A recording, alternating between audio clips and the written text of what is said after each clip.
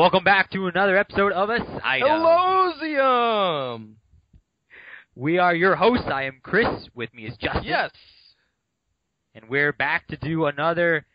The fourth iteration. Right. I was gonna make like a. We've been waiting 65 million years, but no. This video is 65 million years in the making, even though the book takes place in 1990. But yes, we are finally of Jurassic Park. We are finally moving on to our Jurassic Park, which, we're excited because this is where shit goes down. A lot of build up.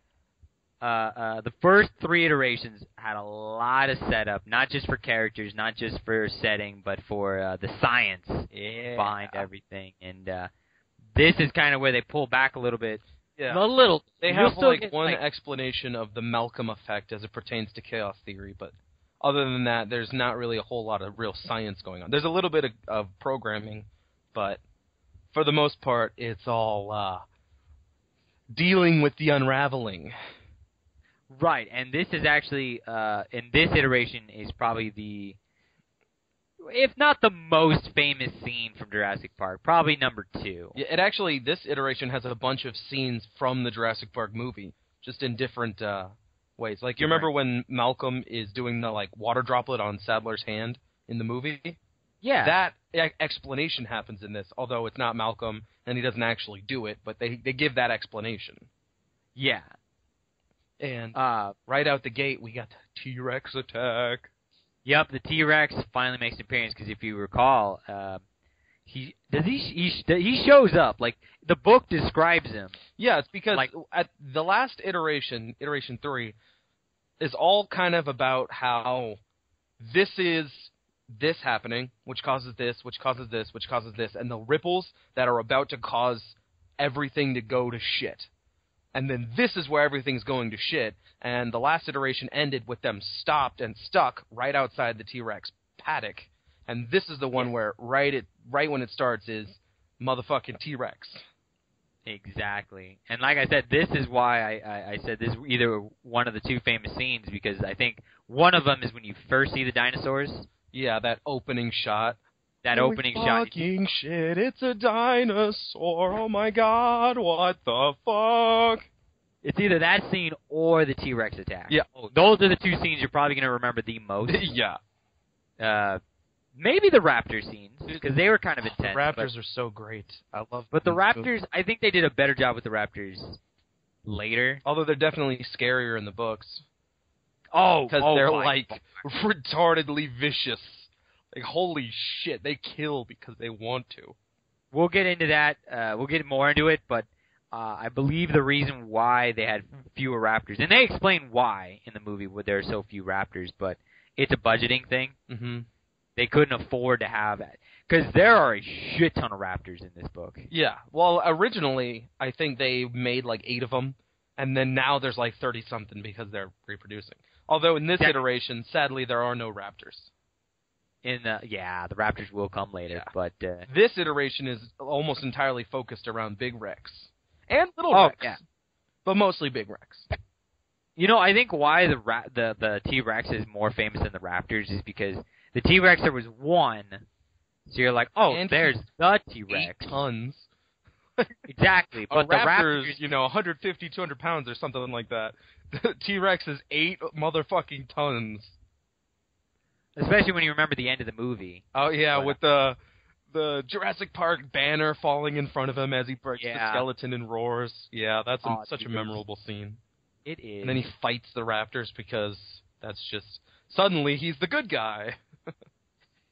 So, I guess we should start with the first chapter. Okay, well, first and foremost, the fourth iteration in my book is pages 179 to 268. So, nearly 100 pages. So this one's a decent length.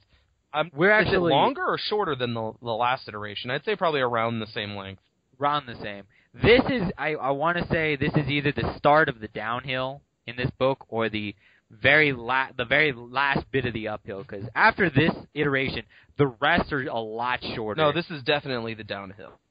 This is the start of the downhill? Well, the very first chapter is everything before this is all rising action. The first chapter is like the main climax, and then everything after this is them dealing with all the shit. Oh, I just meant in terms of length. Oh, in terms of length, then yeah, everything past this is shorter. Yeah. Yeah. So, would you like to do your notes on the first chapter, or you want me to do it first? I could go first. Okay. All right. So, by the way, Chris has not read this in some time, and I recently finished the 4th iteration, like last time, so I'm a little more fresh than he is. But even then, I'm sure, little disclaimer, we'll probably mess some things up or miss some things. So if you care enough, if you're passionate about this fucking awesome novel, then write a dissertation, please, in the comments, and chew us out and call us faggots. Yes. And then we'll tell you to go fuck yourself. But it'll be nice, because it'll be constructive. We'll mean it in a constructive way, yeah. Anyway, so the first chapter, going right in. Actually, you know what? Let's start with the quote. All right. The quote. So page 178. Let me flip my way over to that in the book. So the 4th iteration. Inevitably, underlying instabilities begin to appear. And yes, that is true. Making reference to the fact that a lot of the crap that was going wrong was so minor or so easy to miss that you didn't notice it, but now they're becoming too obvious to miss. Well, yeah, T-Rex gets out. That's pretty obvious. Yup. Guy dies, other person gets injured, shit gets tossed through the air, Alan gets fucking kicked by the dinosaur, or by the T-Rex. You know. Yeah. So the main road, starting on page 181, and in my book, 181 to 191, so it's 10 pages long. So essentially, the storm is going on, and all their cars are just stuck outside the paddock. This is where we were left off at the end of the last iteration. So Tim's got his night vision goggles, and he's just kind of looking around, and he sees the T-Rex just standing next to the fence, just like standing there all ominously. Oh, let me again remind something real quick. The very beginning, he's just kind of like, you know, oh, I wish I could see a T-Rex, and it's kind of foreshadowing because, well, guess what? You're gonna see one pretty quickly here. So he sees the T-Rex, and it like it lifts its little arm, and it just like twangs the bar or the fence. It's like, oh shit, and like twangs it. Oh fuck! Yeah. It sees that there's no electricity, and we're fucked. So Ed Regis, of course, just panics, the same as happens in the movie. Although he doesn't go and sit in a fucking on a toilet and then get eaten by the T-Rex. The T-Rex is not out yet. He just pisses himself, freaks out, literally pisses himself, and then runs away and leaves the kids. And then, oh my god, as much as we hate Lex, she's so much worse in this iteration than ever before.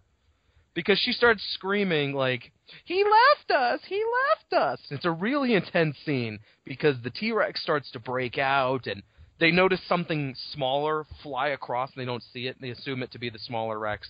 She's sitting here screaming and the T-Rex is like, oh, look at this little fucking noisy thing that I'm going to go eat. And they're like, you shut the fuck up! Me, I'm sitting here like, oh my god, just throw her to the damn T-Rex. Because she is a source of problems in this iteration. She really is. So anyway, it's a really intense scene. I can't really do it justice. You have to go read it. But it's an intense scene where Grant is talking to them on the radio, and Tim is the only one who can see what's happening because he's got the night vision goggles, and they're just like freaking out. And he's like, okay, you need to shut the fuck up. The T-Rex comes out, and it goes over there, and it's like messing with the car, and it throws the car. Malcolm freaks out, and it catches him and throws him, and Grant gets out, and he determines, because he's standing still and he's freaking out, ready for it to hit him, and it's just roaring at him, and he's like, what the fuck? He determines that, like amphibians, because amphibians, I guess, they've got something to do with their vision, they can't see movement, and so he's like, holy shit, it can't see me. That's why it's roaring, because it's trying to scare me, so I move, and then it'll eat me. And so it's just sitting there trying to find him, and it can't find him. So what does the dinosaur do? It just fucking kicks him. Like, it literally kicks him 20 yards through the air, so he blacks out. And it flips one of the cars over. It attacks them. The chapter ends with nobody knowing what the fuck happened. Tim has been injured. Lex got pulled out of the car and thrown somewhere. Regis is just gone. Malcolm got attacked and thrown somewhere. And then Grant got kicked somewhere. And it just kind of ends like, holy fuck. what the fuck was that? And it was such a great way to start the iteration. Immediately going 0 to 60. Finally, we've been waiting for some big shit, and it delivered. So immediately when it's done, you're just like compelled to go to the next. What the fuck happened? So this is the big, exciting T-Rex attack. I think they did a better job. Again, I don't want to talk too much about the movie, but I think they did a better job in the book because there was a lot longer, hundreds of pages before big shit happens. And when it does, it's huge. A lot of build-up. You know, and almost 200 pages in my book. Yeah, a couple hundred pages before you actually get to... I mean, again, the T-Rex is there. It's ominous because they make a comment where they see him, like, peering out of the trees. Yeah. But no, they see a tree trunk and they look up, and it's like, oh, that was his fucking leg. Or something like that. I thought they thought his face. Yeah. And, shit, man, that T-Rex... And by the way, the T-Rex is going to do a lot more in this book. Oh, yeah. He's a persistent motherfucker. He really is. So, fuck that. You got any notes? All my notes for this chapter are just like, Regis panicked, which is probably a normal human response with this 8-ton, I don't know if it's 20 or 30 feet tall or whatever, monster. I'm curious. Okay, so did you say that Malcolm ran away? Because I'm pretty sure he does. Well, no, he starts to run away, and then it grabs him and throws him onto the ground. Right. And so he's just out of commission. We don't know what happens to him until quite a few chapters later. Right, so all we know, he could be dead. Yeah, exactly. By this point. Regis is just gone. He Lex takes off. is somewhere in the mud. We don't know what happened to her. Tim is still in the car when it gets thrown, and Grant gets kicked and blacks out. So, which, how the fuck does he survive, if he is going to survive, a fucking T-Rex kick? Well, I don't know. And how would Malcolm survive being picked up in its jaws, right? They actually explain that later. This is true. I do have a note that says that the T-Rex stuck his tongue in the car. Yeah. Which he will do something similar later. Yeah, he also does that in the movie, I believe. He sticks his tongue in the car? I think. That might be in a different... the second one, or I don't know, but... Because I think what you're thinking of is he sticks his face in the car, and it doesn't break, but it pushes the glass on top of them. It pushes the glass on the kids, and they're trying to hold it up. There's no way they would hold it up. He would just flatten them. Oh, yeah. It would just break, but wishful thinking. At that point, you just kind of go to the floor and hope that the seats can somehow... Mm-hmm. Oh, and these kids are small because they... it keeps describing them getting, like, under the seat or, like, that small space where your legs go? Yeah. They're, like, fitting in those spaces. So these are small kids. Well, shit. I mean, I get it for the boy, because he's really young, but the girl's a little bit older. She should be taller than that. No, not in the movie, no. In the book, she's the younger one. Oh, yeah, that's right. Yeah. Never mind. So the like girl should be able to get under it, but the boy should be a little bit taller. Yeah. But if I was going to be eaten at my height, I'm 5'10", I'd still find a way to get down there. Yes, me too. Actually, I went to the doctor and I finally got it confirmed because I hadn't been measured in so long. I am 5'10", so y'all can suck it. Y'all shorties can suck it. That's not even like that tall, but I always wondered if I was 5'9" or 5'10", so fuck you, everybody who's 5'9". So I gotta wonder about this scene. About the T-Rex figuring out that the gate is no longer electrified. Mm-hmm. So, what do you think gave the T-Rex the idea to do it? I mean, unless he just does it every once in a while just to... shit, I'm sure okay. all the lights went out or something like that. And that was it's like, well, something's weird going on. Granted, the T-Rex is not known to be smart. Yeah, not really. But it still figured out that it's going to twing it. Because if you remember... in the movie, they do a kind of weirder job. He's just outside of the gate. Yeah. If I recall. They don't show him through. breaking out or figuring out how to break out. He's just outside the gate. Yeah, I'm pretty sure. If I remember that right. Well, we'll address that when we go do our last part, because the very end of this series for Jurassic Park, we're going to watch the Jurassic Park movie and compare it.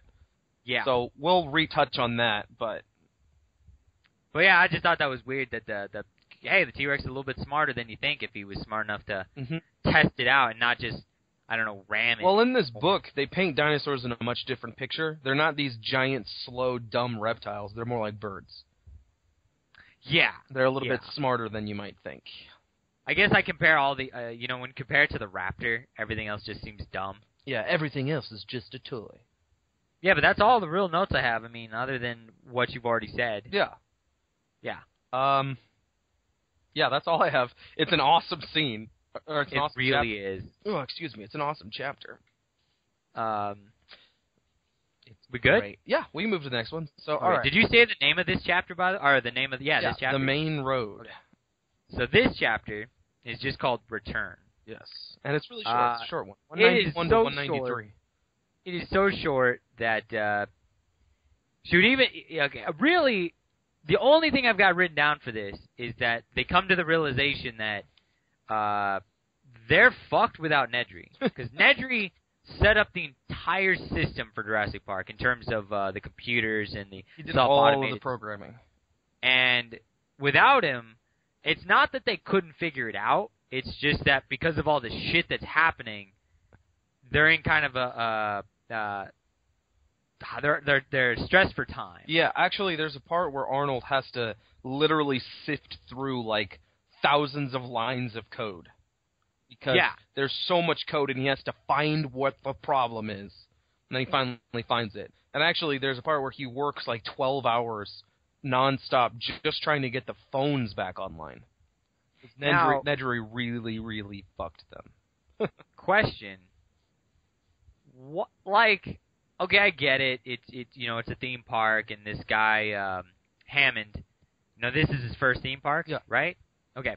So, you would think most people, when they're in a really important job, they have, like, an assistant, or they have, like, a guy to, in case he's sick or something, to step in because he knows what he's doing. But apparently, Nedry is just, they decided, okay, we're going to put all the responsibility on you to run everything, or to set up everything.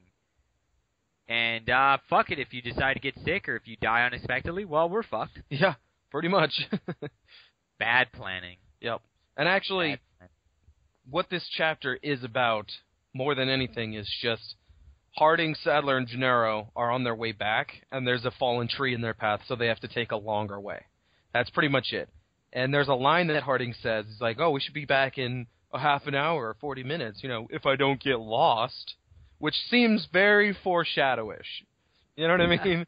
Anytime someone says something like that in a work of fiction, it's like, something's going to happen. Pretty much. And then, yes, the other half of this is, I mean, if you could call it half, I mean, technically, but it's such a short chapter, is just Nedry fucked everybody. Yeah. So it's a really short one. But it's, well, we do. It's decent. It's not necessary, but it's not useless either. No, it's just kind of it's there. It's got its purpose, but we do get to find out what happens to Nedry in the next chapter. Ooh, yeah, this is a good chapter also. Unless you have any other notes for no, Return. I don't. Oh, okay. Yeah, you have one line, I have two lines. Do you want to go with start Nedry? Yes. So the chapter is called Nedry, because it's going to be about him. On my book, 193 to 197, so not too long, not too short. Nedry gets lost in a storm on his way to the dock and is killed by a venom-spitting Dilophosaur. It's the short version of it. The longer version is basically exactly that, but a lot better because he's like, oh yeah, he's going through and he's like, oh, I'm awesome, and it's kind of like, I think they have the line, because I have it written down here, Nedry had thought of everything. Yeah, kind of, but you cannot prepare for life. Shit will happen to make things happen anomalous to the way you plan. So there is that. But he did have a really good plan from the start to get this shit done with. But, of course, as is the case, and kind of one of the big themes of the book, shit's going to happen. Yep. And so what happens in this chapter is, he's doing this thing, he's driving, he has to stop. I can't remember for what reason specifically. No, actually, he gets lost. He's trying to find the dock, and he gets lost, because I remember him like, oh shit, the dock should have been a lot closer, where the fuck am I? And then he notices, oh, I'm by the river, okay, that means that I'm here or there, this sucks, but I know where I'm at now. And there's been some foreshadowing earlier about the Dilophosaurs favoring the river and how they sound like owls hooting. And he hears hooting, and he's like, oh, that must be the owls or something. But then he hears the dino coming. Of course, he hears them moving in the brush. And the first thing he does, of course, is panic, because that's just what people do. You've got an 8-foot-tall dinosaur coming after you, you're just going to panic. And he's, like, sitting there looking at it, and he tries to scare it or whatever, and then he feels something, like, hit him in the shirt, and he just looks down, and he feels it on his fingers, and he's like, the fuck? That motherfucker spit on me! And then starts burning his fingers. It's like, it spit on me! And then it, like, spits on him again, and he just kind of, like, waits there, like, oh, it's spitting at me, let's go look at it. He starts to, like, get in his vehicle, and then he turns and looks back at it one more time, hits him right in the fucking eyes. He starts screaming in agony because it burns, and he's immediately blind, and he's just panicking and freaking out. And then they have a really graphic death, where it comes over and, like, slashes his belly, and he's holding his guts in his hand, and then it grabs his head in its jaws, and then just kind of kills him. And yeah, twice in this book, I think there was a really interesting description, this being one of them, of a character dying. Yeah. Because some of them, they just, like, die kind of off, not off-screen, but what's the equivalent for a book? Like, they just kind of die without much. They just kind of die in the background, or they don't get a really cool death. But this is one of those ones, because he describes it as being blind and the burning, and then he talks about this new pain around his head. Yeah, yes. And then all of a sudden, nothing. You know, it's just boom. Yeah, it's awesome. It literally, he's holding his guts in. Like, yep. And then there was a new searing pain, like a fiery knife in his belly, and Nedry stumbled, reaching blindly down to touch the ragged edge of his shirt, and then a thick, slippery mass that was surprisingly warm, and with horror he suddenly knew he was holding his own intestines in his hands. The dinosaur had torn him open. His guts had fallen out. Like, that's beautiful. How can you paint a better picture than that? I think it was really a cool idea to make him blind, because then he has to describe what he's feeling exactly as if by blind, and it was like, whoa. Yeah, and it's immediately blind, too. That's what's funny. The moment it hits him, boom, flashing spots against black, he was blind. Yeah. And then it holds him down, and then there was a new pain on both sides of his head. The pain grew worse, and he was lifted to his feet. He knew the dinosaur had his head in his jaws, and the horror of that realization was followed by a final wish that it would all be ended soon. And then the chapter ends, just like that, and we know nothing else of Nedry from then on, because he's done got 8. He got 8. But, again, how big are these Dilophosaurs? They're like 8 feet tall. Oh, I was going to say, because if you lifted Nedry from his head, that's a lot of... Nedry's fat. Yeah. Well, he's a pretty fat guy. A slob. I don't know if he's fat in the book, but he is a slob, so you could assume he's fat. Yeah. Movie Nedry is fat. Movie Nedry's fat. That's where I'm getting it from. Yeah, so sadly, when you move on, a lot of like intense shit happens, and then the next chapter slows it down a bit and focuses on semantics and morality and all this shit. But do you have any? Okay, it's 10 foot tall. I'm looking through here, and it says the 10-foot tall body was yellow with black spots. Damn. So it's a 10-foot-tall dinosaur. And this is one of the smaller ones. Yeah, because the T-Rex is one of the bigger ones, and he is Yeah, he's huge. like 20 or 30 feet tall or something like that. He crushes cars, yes. So, you know, damn. So, beautiful, beautiful chapter. One of my favorite. They're already starting so strong. They got the T-Rex attack, short little, like, okay, what are they going to do? And then, boom, Nedry gets fucked up. Like, it's great. But we can move to the next one. I've already gone through all my notes. So the next one, which is called Bungalow. Yes. Again, it's called Bungalow because half of these are based on just where it's taking place. Pretty much. And on my book, it's 198 to 204. So, you know, not a very long chapter. Exactly. And again, like I said, this one isn't very actiony. It's more of Hammond talking to Wu and about how shit's kind of falling apart and Hammond's kind of sad because he's like, he might not get to see, because of the setbacks, he might not live long enough to see kids enjoy his park. The wonder in their faces. Exactly. Kind of like Disney in that respect. And then Wu, which he should have learned by now not to do, but he suggests trying to change the park a little bit. Yeah.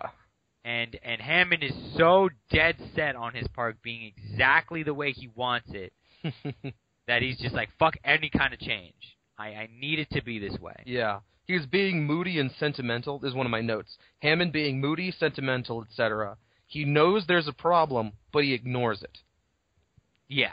And oh, by the way, not everything, but a lot of the stuff in this iteration starts to slow down from here. We got the 2 big-ass chapters, like, not big chapters, but I mean awesome chapters right away.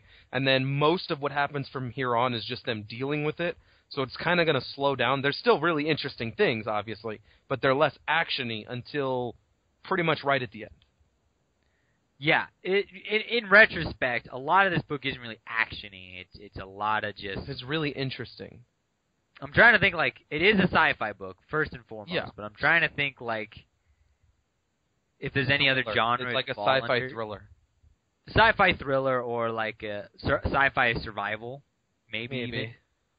But that's kind of pushing it because, again, only part of the book is really survival. Yeah. A lot of it's just kind of explaining the...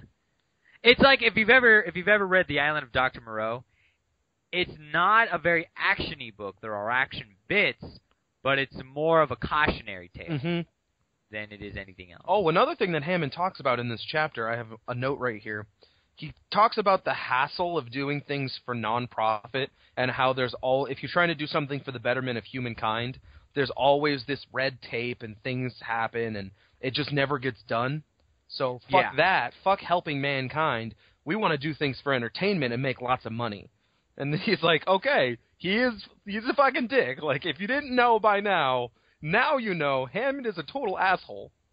Hammond is a very interesting character because he's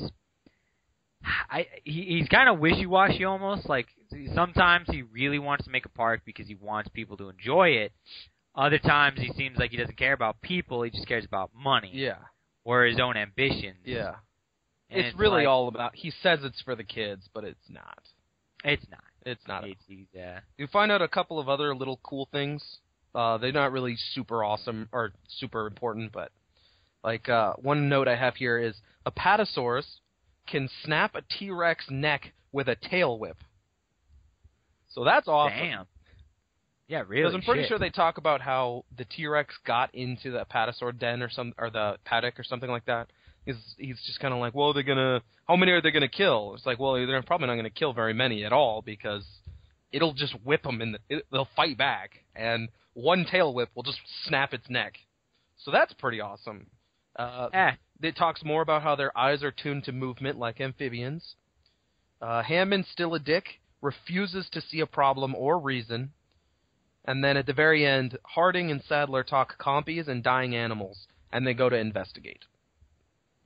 Which, if I recall, foreshadowing.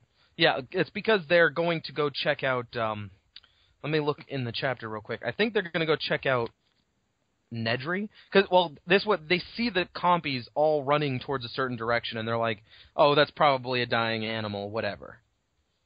Yeah. Then they're like, oh, we'll just go... I guess that's not really foreshadowing. That's just more of like a... Yeah.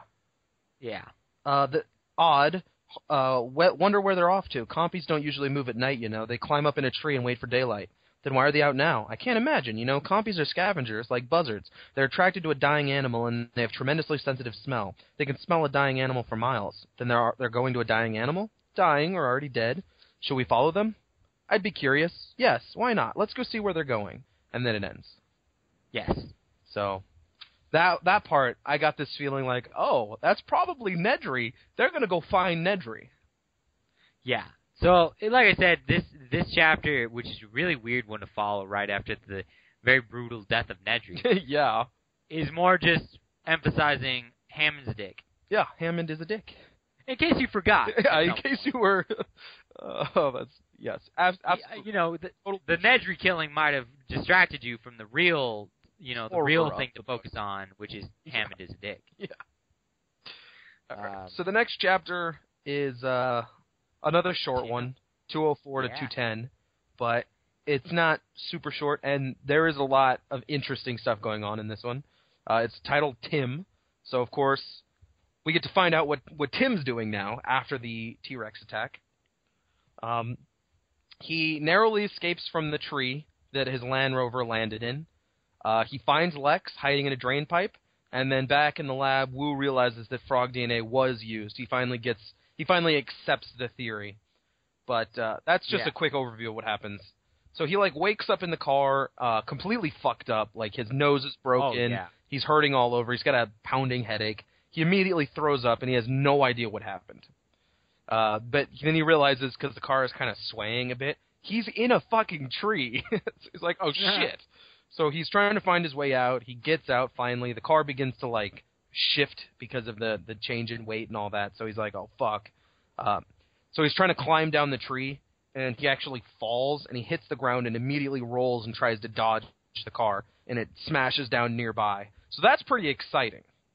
So it crashes down, he's fine, but he's fucked up. A Stegosaurus comes to investigate. He just kind of shoos it away. He gets his goggles, he takes his watch off because it's broken, and then he goes to the fence because he's like, oh my god, that was fucked up, let's go find everybody else. And he notices that the car is not there, so he's like, oh fuck. There's no one around, and he very stupidly starts shouting for Lex. Just repeatedly, just yelling, Lex! And he's like, I don't even care. I don't even fucking care about dinosaurs. And I'm just here like, you're being an idiot. They're going to come eat you. Pretty much. But, so he's doing that, and he kind of whimpers and cries for a bit, and just kind of oh, this sucks. Meanwhile, Muldoon, it says right here, Muldoon handed out dead emergency radios, instructs to charge 20 minutes. So he's kind of preparing everybody. From now on, we need these hand radios, but of course they're all dead because we're fucking smart people. So he's like, you need to charge these, and then we'll communicate on these. And then it goes to Wu. He goes down to the embryos to check out the DNA. And apparently DNA is 90% the same in nearly everything. So we learn that. And I mean that in all species on the planet. DNA is pretty much the exact same thing in all animals. 90%. Yeah. And then he finally noticed, he's like, okay, I guess, he accepts it. I guess that the amphibian theory or the frog DNA theory actually is confirmed. I gotta agree with Grant. I guess we may have kind of fucked up. So that happens. And then my last note here is, notices spike for room, Nedry, sees proof of breeding, forgets. So right before he gets this proof of them breeding, he notices that there was a spike in the temperature or something. He's like, oh, that son of a bitch, that had to be Nedry, or someone going in to get the embryos. But then he immediately goes towards the DNA thing, and he just forgets about that. And then I believe the chapter ends right there. Okay. So, cool. So some interesting shit happens. Yeah, and according to the Spark notes here, it says that he finds Lex, but I don't have that written down in this chapter, or in my notes. So he might have actually found her right before the end, or that might just be an error on the part of the website. It could be. We are using Spark Notes. Yeah, as a quick summary of each chapter. Yeah, just in case we forgot anything important. Mostly for me, because I'm sitting here what the fuck happened in those? Okay. See, because the next chapter is called Lex. I could have sworn that was the one where he found her. He hears whimpering, and he finds her ball, but then it kind of ends and goes to the next scene. Henry Wu, and then it ends. Yeah, so he notices where she might be, but he doesn't actually find her. So he hears her, but he doesn't find her yet. So fucking Spark Notes, you're going to get some kids in trouble. Yeah. So it's another good chapter. Really mostly interesting at the very beginning with the shit that's happening with Tim, but it's also nice because we see Wu finally accepting, we done fucked up. He done fucked up. Yep. So then the next chapter, you're welcome to go. Yeah, I'm sure it's going to be your favorite chapter because it's called Lex. This is called Lex? Because it's called Lex. Yeah. So this one has a lot to do with, how do you say, with Lex. Yeah. Apparently Grant finds Tim and Lex. Yeah, that's... Which makes sense. You go. Sorry, I'll fill in afterwards. Okay, but it also has to do with Regis, which Regis is a coward in this. If you haven't already caught on to that, he's ashamed of being a coward. He actually there's a part where it's like he was ashamed of it. So he really doesn't like being a coward, but I mean, come on, it's fucking T-Rex. Right, and he's fucking scared, and I got it written down that he had leeches. So I think wherever he was hiding, I think he was hiding between boulders where there was mud. He fell down the hill and then hid between the boulders. Yeah, he was covered in leeches. Yeah, so he had to rip the leeches off, like Stand By Me style. Yeah, and but then he's like, no, he leaves the kids. He finds the kids, right, and then he leaves them. No, he leaves them earlier. He starts to go back to save them. But he's like, oh, they must be dead. They must be dead. And he's like, well, maybe they're not dead. But then he's like, oh shit, they must be dead because something scares him again. And then, And then he looks behind him, and oh shit, it's the baby T-Rex. Basically. Yeah, and it's sitting there playing with him. Yeah, it like knocks him down, but doesn't do anything. It just knocks him down. And he's like, all right, I gotta get back up. He gets back up slowly because he's like, this is a fucking... Even a baby T-Rex is about the size of him. Yeah, it's still like 6 or 7 feet tall or something. Yeah, it's still pretty big. So he's like, all right, gotta get back. And knocks him back down again. He's like, oh, fuck. He's like, fuck you. Like, he's talking to it like, don't be such an asshole. Yeah, and fuck, man. And then eventually it does eat him. Because... Yeah, and actually the whole time this is happening, Grant, Tim, and Lex are watching from the trees. Yeah, because they can't do anything. They're just like, well, fuck. They're just watching in horror. And, Regis gets killed. He gets eaten by the baby T-Rex, which, what a way to go for him. Yeah. He wasn't even a bad character or anything. He was just a coward, but at least he knew he was a coward and was ashamed of it. He wanted to not be a coward. And he heard Lex, screaming, so he was going to go back and try to help. Yeah. Originally. And he died. But it's not even like he was a coward. He just was afraid of a T-Rex. We got to take that into, that's not necessarily being a coward, more as there is a giant fucking monster that will eat him. Pretty much. I mean, if you're considered a coward for being afraid of a T-Rex, then I think most of us are we're all cowards. And I think it ends with Tim picked up his goggles as Grant grabbed both the children's hand and began to run. So they're like, yeah, we got to get the fuck out of here. Well, it's because I think they accidentally dropped the goggles, and the T-Rex, the baby T-Rex, hears it or something and, looks up. Yeah, and they're like, oh, fuck, and they book it, and then it ends.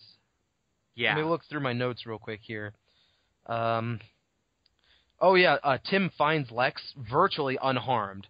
Although she's rocking back and forth like a crazy person because she's afraid, but she's not injured at all. Miraculously. Yeah. I noticed that Tim is doing very well despite how fucked up his injuries are. Yeah, and really. Then they find Grant, and Grant is relatively okay. He's got bruising along his chest, and it hurts him to breathe, but he's, otherwise he's okay. And that, he got kicked by a fucking T-Rex, so... Pretty much. Regis is holed up between boulders, and he's ashamed at his cowardice. He's covered in leeches, panicked, spineless, hears Lex, leaves her. That's the big moment, because he hears her, and then he freaks out, and he's like, oh shit, she's yelling, something's gonna get her, and then he's like, he turns around and starts to go back to the place. So that was his moment of, I can maybe redeem myself in my cowardice, but she's probably dead anyway. Yeah. Lex is totally fine. Tim is fucked up. Grant is mostly fine. And they hear coughing. And then they go to look around the corner or whatever, around the tree or something, and that's where Regis is, being attacked by the baby T-Rex while it's knocking him over and all that. And it kills him, and then Grant, they drop the thing or whatever, and then he's just like, we gotta get the fuck out of here. Takes the kids, and then they run, and the chapter ends. So it's another good one. Again, not a shit ton of action, but it's still really interesting. Again, another death. I mean, there are going to be deaths. Oh, yeah. This is the chapter where everyone starts dying. Or the iteration. Yeah, because we've already got the death of Nedry, and we've got the death... Well, actually, in the whole book, you've got the death of the guy from the very, very beginning who got attacked by a raptor. Yes, and that includes 2 or 3 other construction workers. True, even though that happened off. Yeah, before the book starts. Or whatever. But yeah, we've got 3. Then you've got Nedry, and now you've got Regis. That's 5 people dead so far from these dinosaurs. Yeah. Yeah. And there will be more. There will be blood.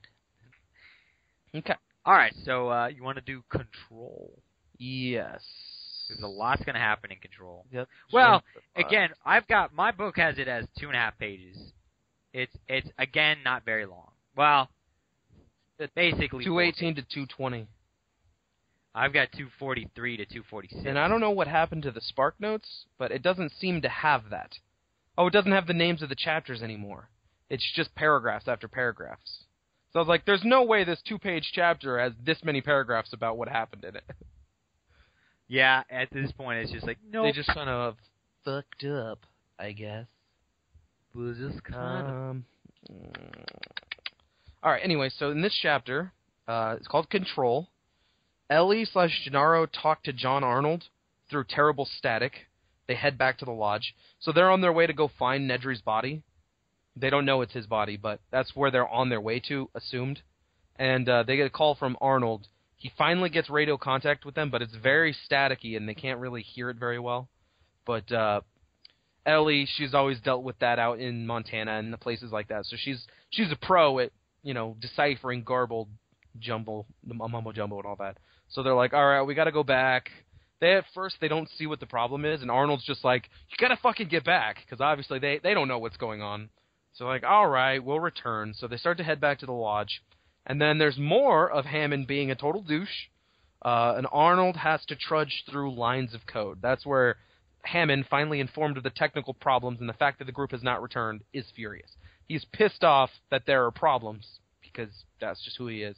And he's like complaining to Arnold, and Arnold's just like, fuck you, I have to go through all this code. Go fuck yourself, you dick. So, it's a pretty short chapter, but that's basically what happens. They call them back, and more of Hammond being a dick. There's actually one line in this chapter that, again, makes you wonder about John Hammond. Mm-hmm. He says, God damn it, Arnold, you son of a bitch. God damn it, get this park back on track now. Get my grandkids back here now. Yeah. Now, again, does he care about his grandkids? Does he not care about his grandkids? I think he's kind of... I think he does, but his primary concern is more getting the park working. And by extension, his grandkids. Yeah. Like, his grandkids will come second. Oh, yeah, and they're arguing. He's like, Muldoon's gonna go fucking find them, so just shut the fuck up. You're not helping. Exactly. The only real notes I have, like, important things, was that Ellie, Harding, and Gennaro make it back. Yeah.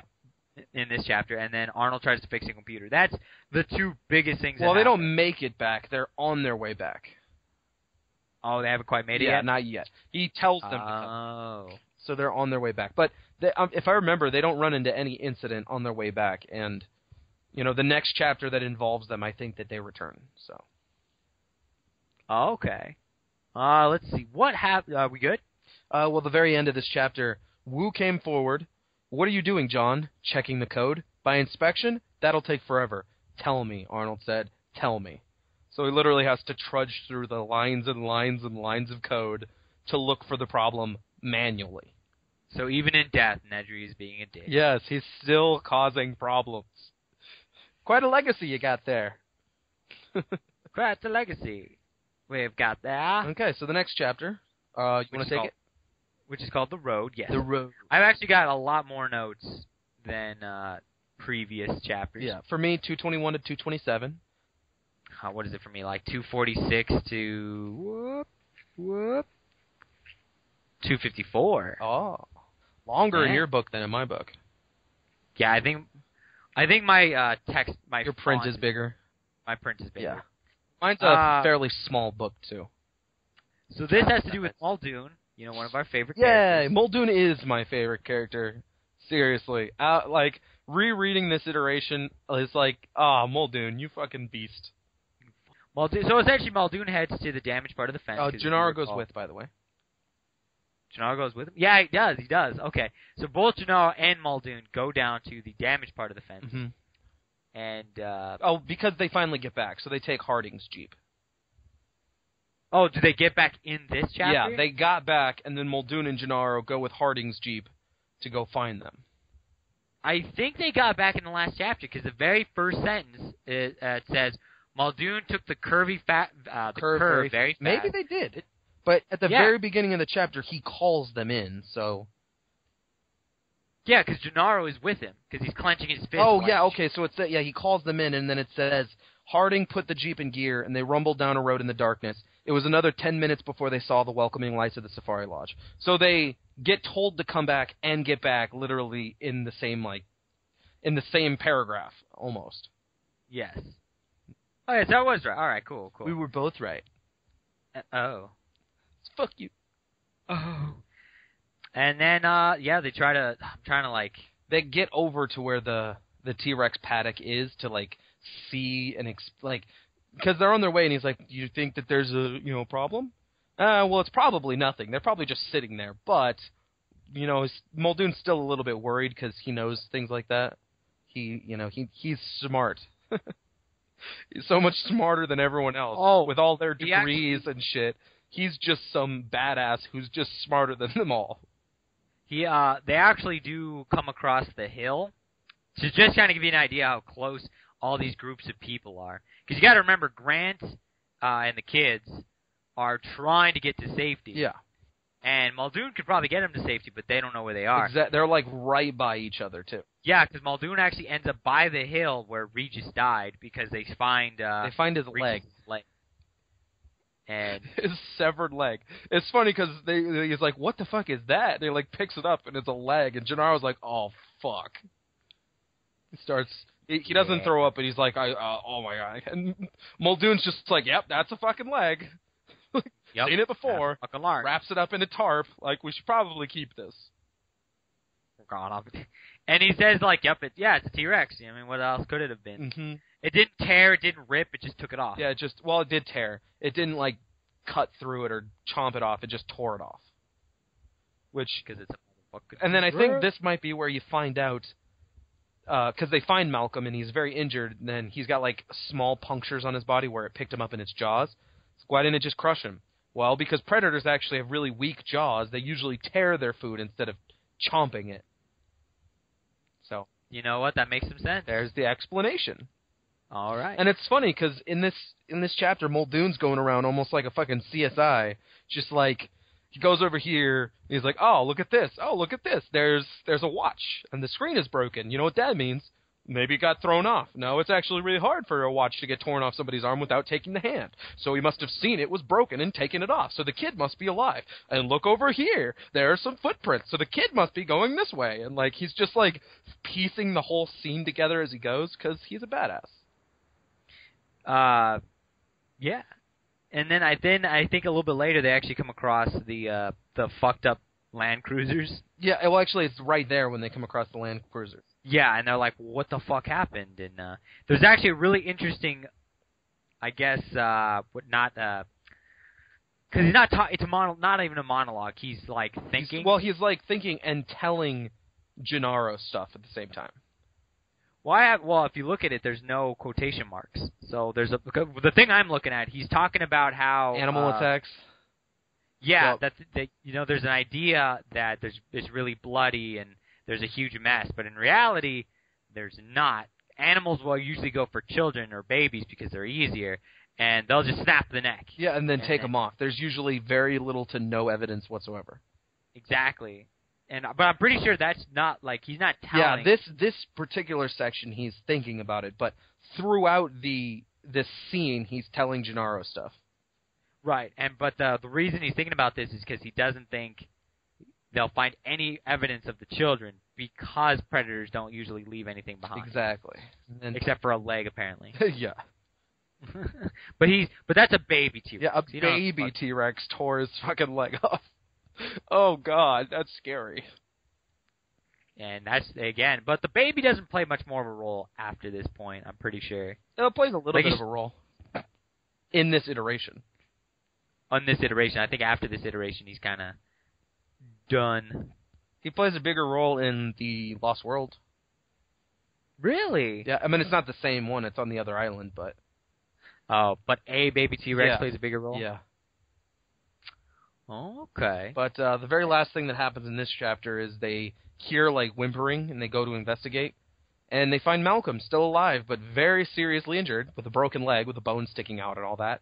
And he's like, actually, this guy would be dead right now, but he thought to wrap his leg up and, make a tourniquet or something like that. And he's like, he tied his belt around the leg or something. Yeah, so they find him, and they're going to bring him back. So it's like, oh, he survived. Yay! Yay! And they're like, well, we got to go find the kids. And he's like, well, this guy's fucking dead, so we got to save him. And then when we're back there, we can use the park to find where they're at with the motion sensors. Then eventually Gennar's like, okay, I guess you're right. And Gennar's like, are you going to tell Hammond that his grandkids are missing? And Muldoon's like, no, you are. Yeah, nope. You are, bitch. Now you can do that. I'm going to not. Yeah. But it's that's about it. It's a good one. So again, big things that happen. Muldoon and Gennar kind of go out and kind of see the effects. The effects of the shit that's already happened, like the flipped over cars, the Regis's leg, and then they find Malcolm, and Malcolm is not dead. No, that's kind of the big things that happen. But it's so cool because Muldoon is just so awesome. He's just sitting here figuring it out like some fucking Sherlock Holmes. Sherlock Holmes, if Sherlock Holmes was a hunter. Yeah. Yeah. It's pretty awesome. I like it. That's pretty good. It's pretty good.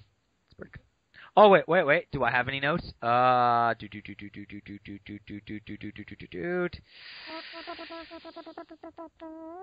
they said they find I put down that they find a watch proving that the boy made it. Yeah. I already went over that. They found Malcolm. Malcolm has an injured leg. They decided to take him to control. Okay, yeah, we're good. Okay. So now on to control. Yes. Which in mine is page 228 to 233. So you want me to take this? Or you want to take it? I took the last one. Oh, okay. So in this one, Hammond's eating ice cream again, because earlier he was eating the ginger ice cream. So I feel that gives him like this kind of nonchalance, like, oh, there's a problem, but it's not really a problem. You guys are all just fuck-ups. Fix my park. Which kind of punctuates him being a total douche. And he still refuses to see reason. So, there's that. Yeah, he still sees it as just minor problems. Yeah, exactly.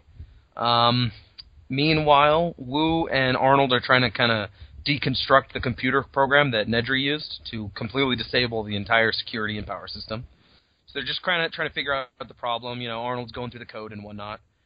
Wu is kind of giving him a little bit of advice, but Wu doesn't necessarily know computers that well.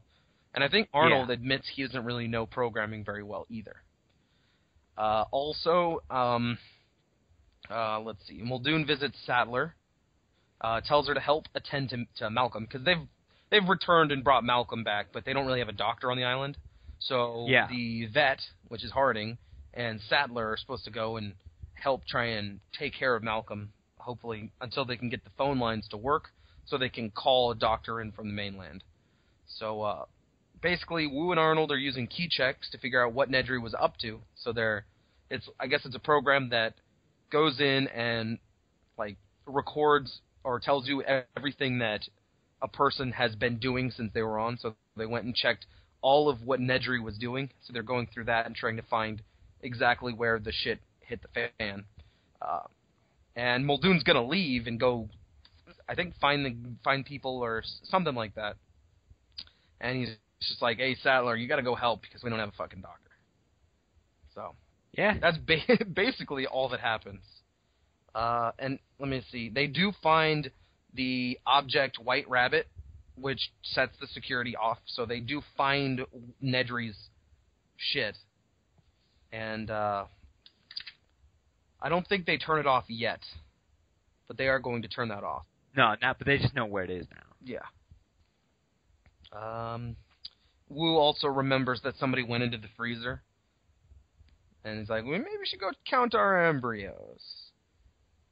And, let's see. Oh, and Ellie, she remembers that Grant is the kind of person that will fucking survive. She doesn't tell the story, but she remembers that, like, once out in the Badlands, one of his trucks, like, he was in a truck and it fell off a cliff or something like that. 100 feet. 100 feet, yeah, and he was on a broken leg, and he walked, with no water, he walked all the way back. He was out in the Badlands for 4 days. For 4 days, yeah. Yeah. And so he's like, Grant's kind of one of those survival motherfuckers. It's just like, so who's better to survive in Jurassic Park than a dinosaur? Yep. So, it's a short one, but again, it's more pushing the story on. Yep, because it's just emphasizing that Grant's a badass. Yeah, and they're finally starting to figure out the problem with the systems. I'd like to see Grant and Muldoon team up and take on Jurassic Park. That would be so cool. It would. That would be awesome. So, that's the whole chapter there. That one was really, really short. So, you want to take the next one, In the Park? Yeah, you know what's weird? Hold on. Where are my notes for this? Did you just lose them? Yeah, well, no, I have my notes, but for whatever reason, I didn't write any notes down for In the Park. Oh, all right. Well, I've got a few notes, so I can take this one if you'd like. Maybe.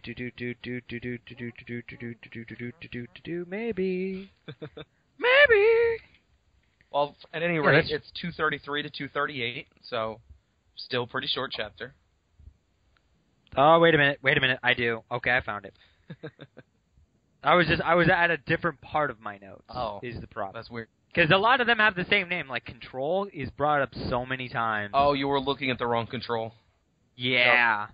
Okay, so Tim and Grant talk. You know, they kind of have a heart-to-heart about shit, and I'm trying to remember what they fucking talked about though.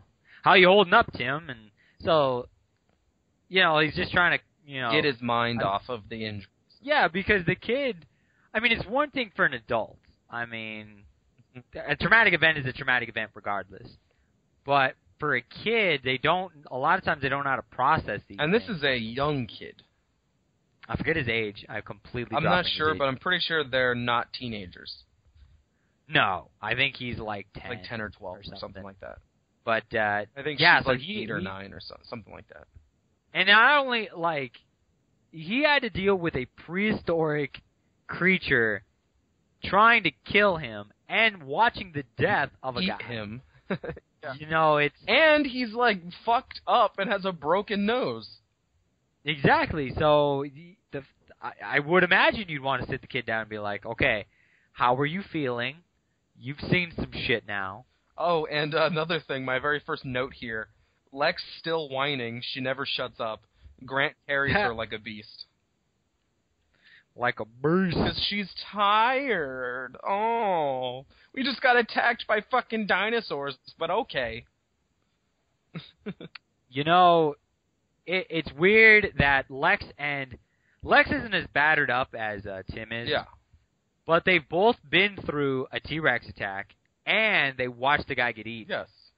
But she seems to be just pushing that off. Like, oh, whatever, I'm still a little bitch. Exactly. I don't like her character. I don't know if you could tell. It would have been better had she, like, had to deal with it. Like, maybe she was a lot quieter, and that's kind of how you knew. Like, give her a reason for being annoying. Yeah, so that then you later can see when she's quiet, you can see how it's affected her. Absolutely. Exactly, not just, no, she's going to be an annoying little bitch. She's going to sit there and accelerate the story by fucking messing shit up every single time. I got a feeling that when he was writing this book, Michael Crichton met a little girl that he just that he hated. And he's like, I'm going to write this into the story. Put her in here.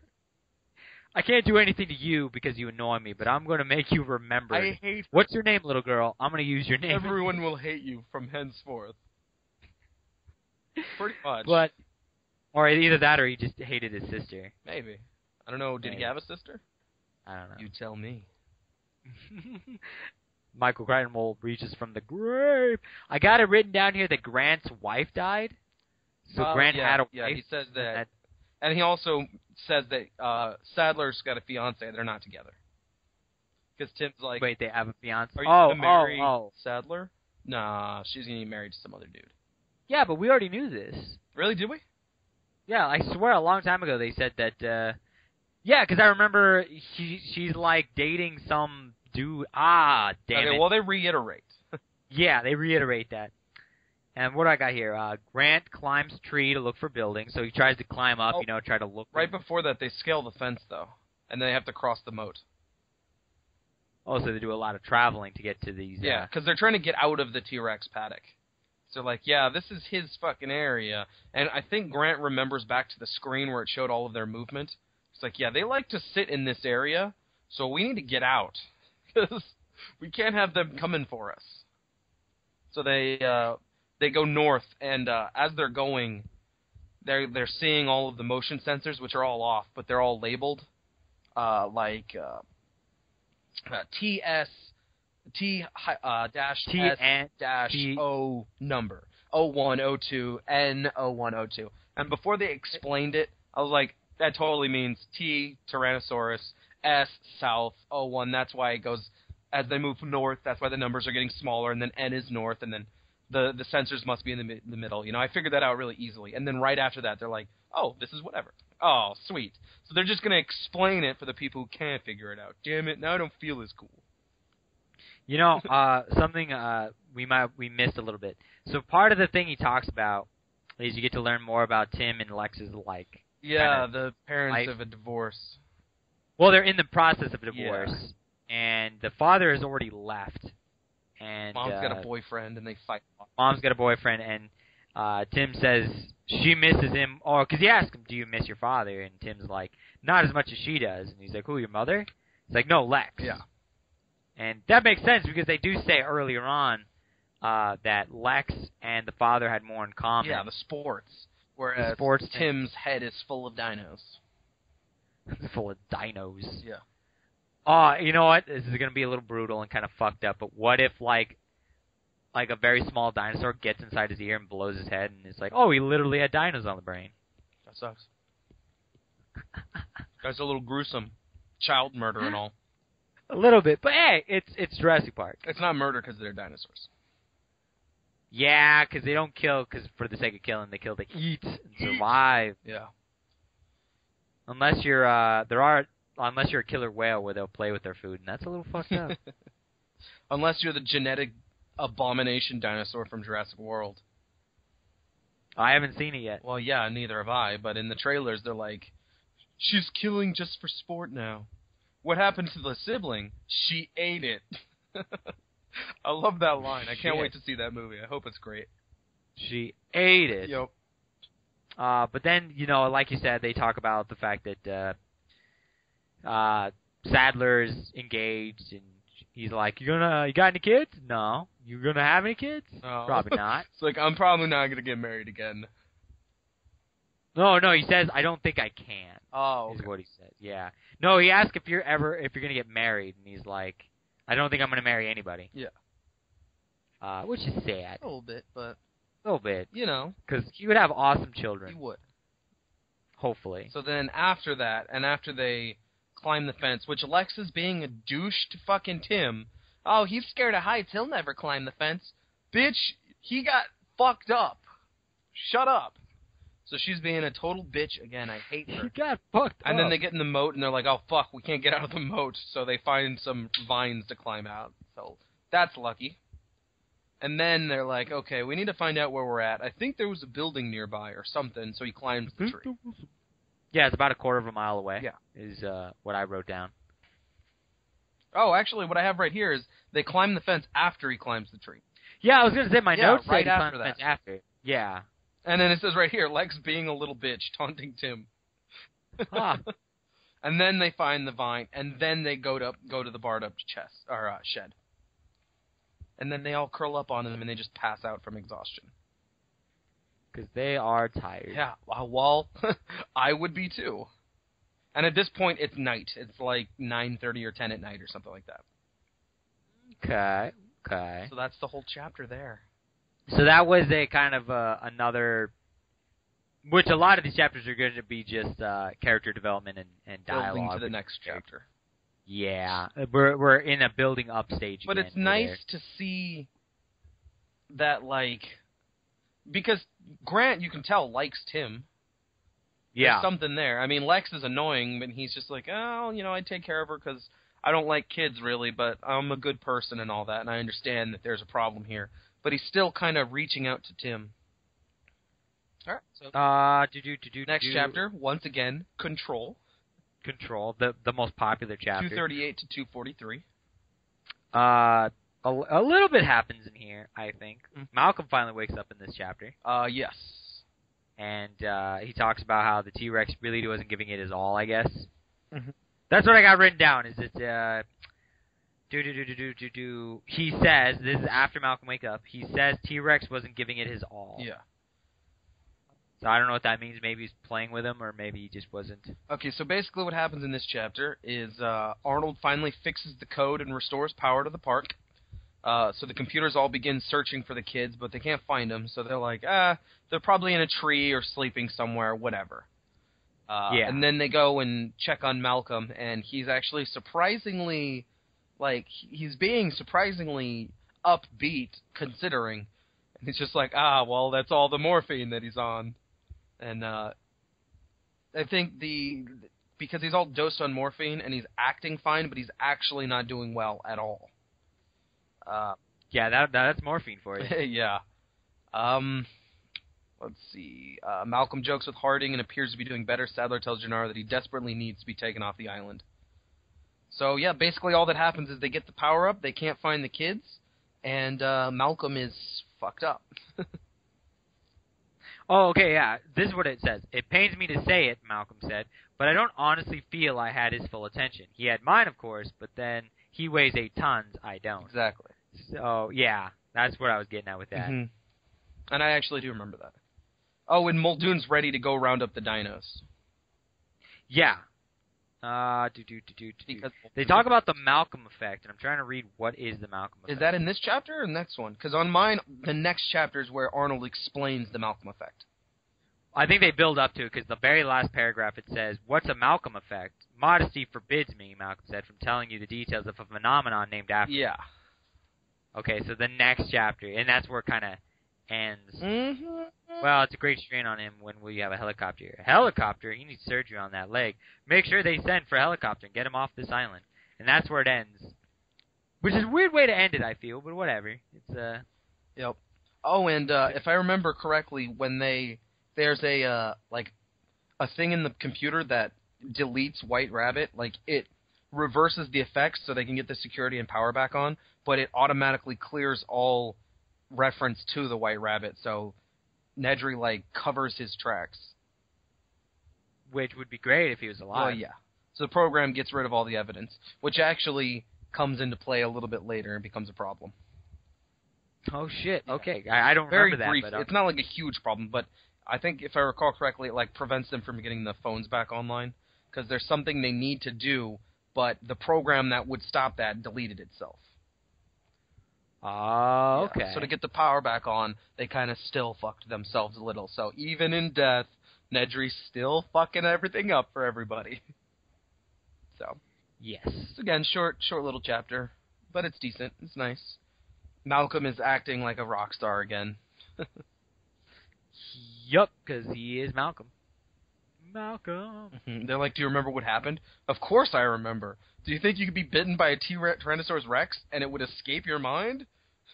Probably not. No, I'll tell you. You'd remember it for the rest of your life. In my case, perhaps not a terribly long time. Yeah, he kind of has a suspicion he's not going to make it. But. All right, so the next chapter, The Park. The Park. Not in the park, The Park. Pages 244 to 251 for me. You can go ahead. All right, so The Park. Muldoon heads out to fix damaged portion of the electric fence. So, actually, if I remember, this is a chapter where they're kind of getting everything back in line. So Muldoon's going out and doing shit in the park, fixing fences, wrangling up dinosaurs, and just doing awesome Muldoon shit. Harding goes out and doses up some hypsilophodontids or whatever, however it's pronounced, so that he can bring them back to their enclosures and all this. And, of course, Hammond still just being fucking annoying because Harding tranks the Hypsy, and he's like, oh, what are you doing? You gave it too much. And it's drooling or something. He's like, well, you better not kill my fucking animals. And he's like, dude, I'm the fucking world-leading expert on this shit. go fuck yourself.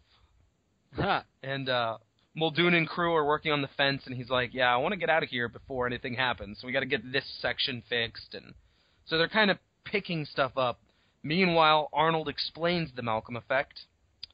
They find out that the Rex is in the sauropod pen, where, guess what, Grant and the kids just so happen to be.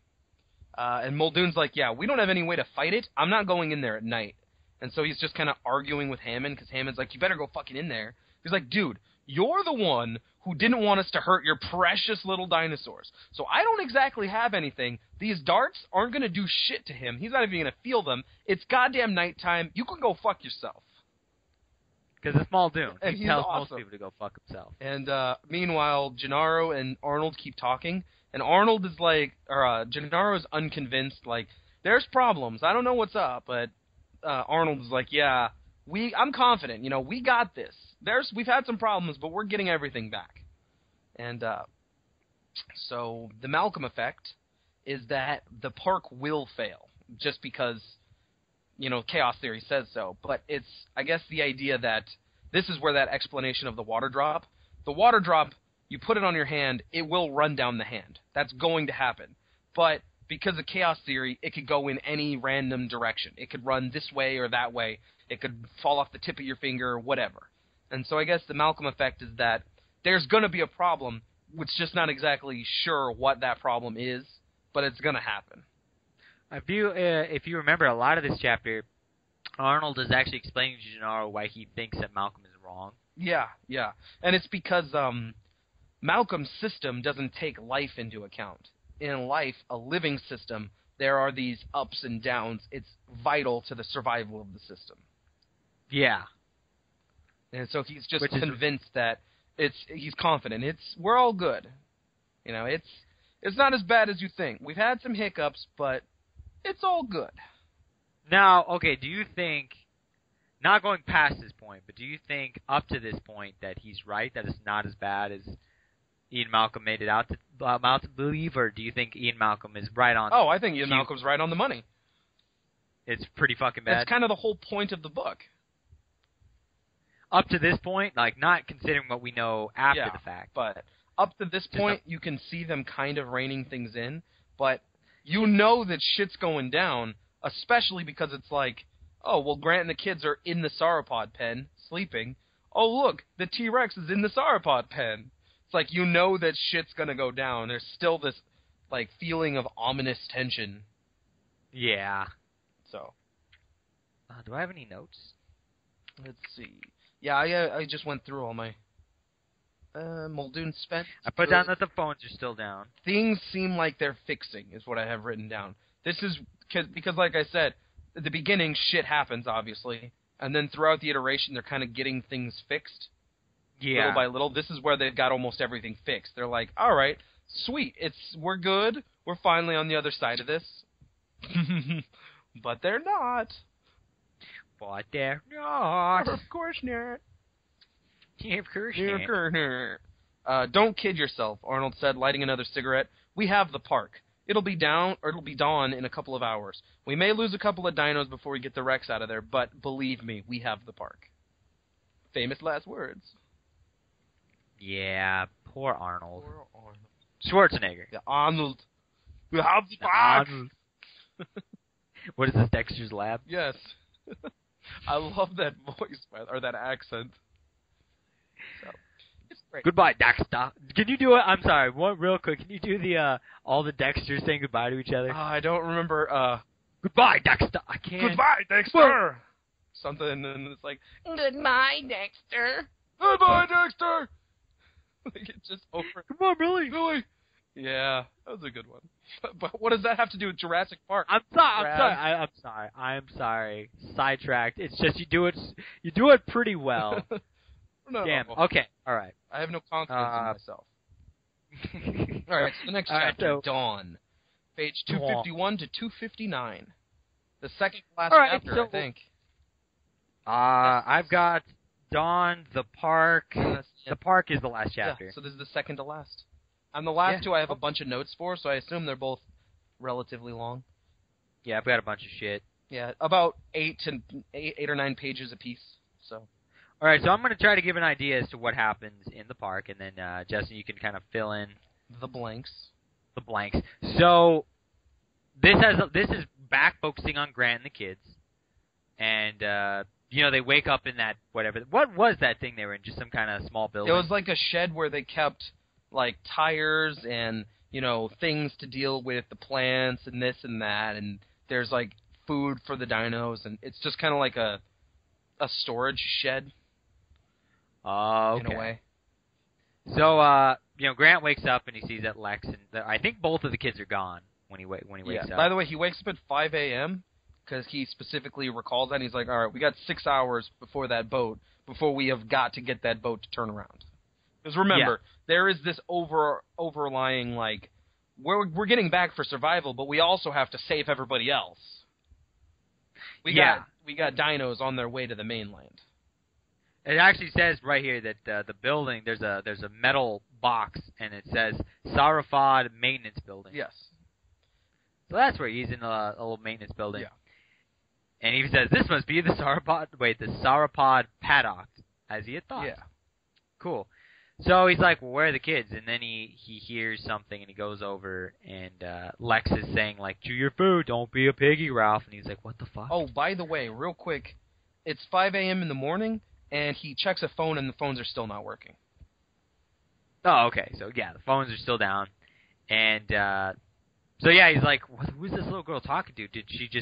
Did her mind finally break from all this shit? Snap? Which, again, would be cool if that, happened. Crazy. She's talking to a baby Triceratops.